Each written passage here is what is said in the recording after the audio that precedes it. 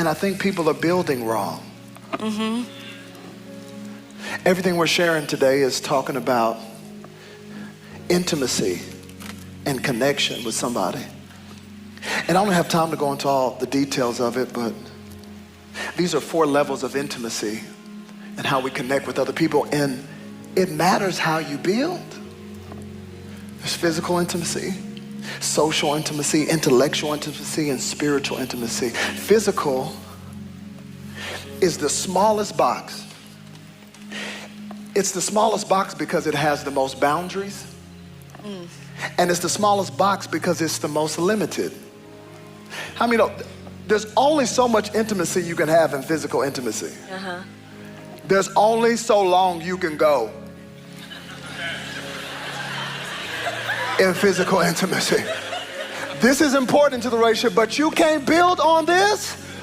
You cannot, but this is what everybody in our culture builds on. We build on the hot, passionate, intimate connect. You can't build on that. Sex does not make a relationship. Sex makes babies. It does not make a relationship. So true, yeah. It's important, but everybody talk, oh, she's so fine. I hear guys talk about anatomy as if you're marrying that anatomy and not the character behind the anatomy.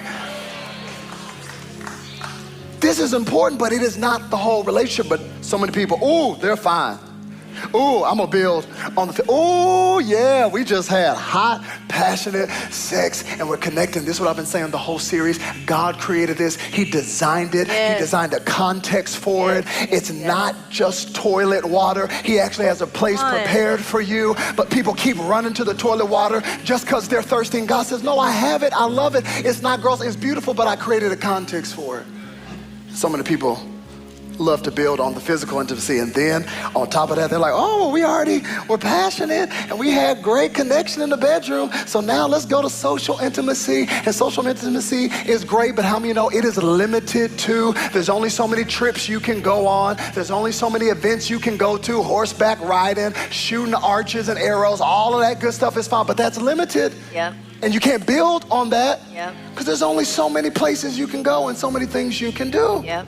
But this is how our culture builds. Then, oh, you got intellectual intimacy. Yeah, this is how our culture builds. Start with the sex first, get the connection. How do they look? Oh, do y'all have time, fun together? And then intellectual intimacy. And whatever's gonna drive this right here is what's at their core. What is their center? What do they think about men and women and relationships and raising kids? This is limited as well, because how many of you know intellectual intimacy is limited by your spouse's or the person's IQ. So it's limited. Man, some guy told me, he's like, I'm gonna mess up the phrase. I think he said a sapiosexual. I said, excuse me? He said, I get sexually stimulated by intellect. I said, well, okay, that's great. Y'all just gonna have conversations. I'm like, but that's limited. What if your spouse or the person you're looking for doesn't have the same IQ as you? So that's limited. But this is how culture builds. And then we've already been intimate. Oh, we got social intimacy. Oh yeah, intellectual. And then we try to pile on spirituality on top of it. So now it's like we've already been intimate. Wow. We've hung out, we've gone on trips together. Yep. I think I know what they think about philosophy, but now let me just pile on going to church.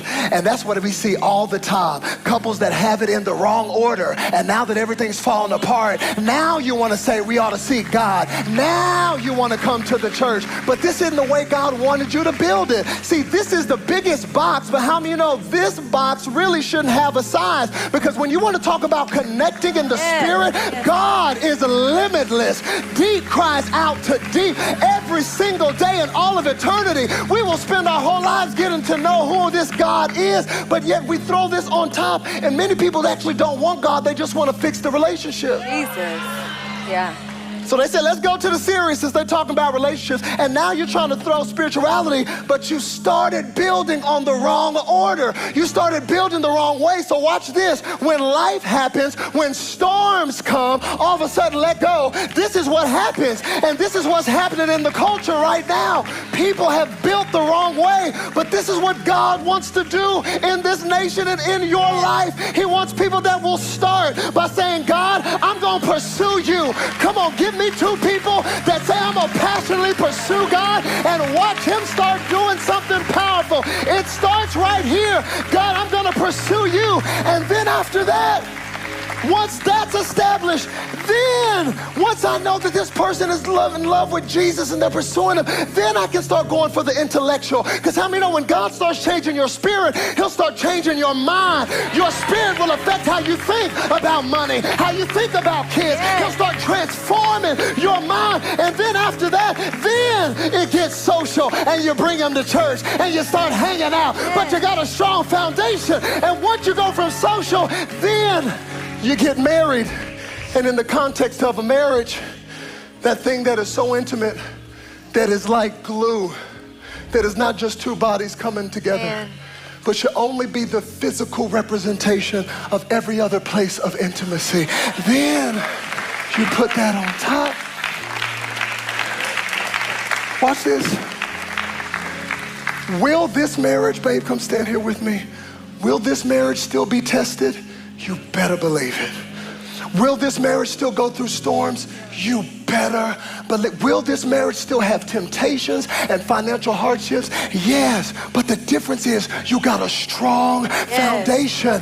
All these things are great, but it matters what you build on. So that means, guess what? When we're old and gray and I ain't got it going on and you ain't got it going on anymore and we got wrinkles in our face, we still gonna be together because we didn't build on the physicality. We didn't build on that. How many of you know if we get broke and we can't go on the trip, I'm ride or die with you in an apartment. If we ain't got nothing but ramen noodles, I'd let it go to the Four Seasons, but I didn't build on that. So that can fade away. Intellectually, if you go through a season where maybe you're going through depression or postpartum, or maybe something happens to me in my old age and I have Alzheimer's, she will still be right there with me if my intellectual capacity is gone because I didn't build on that. This is what you need right here. On Christ the solid rock, I stand. All other ground is sinking sand.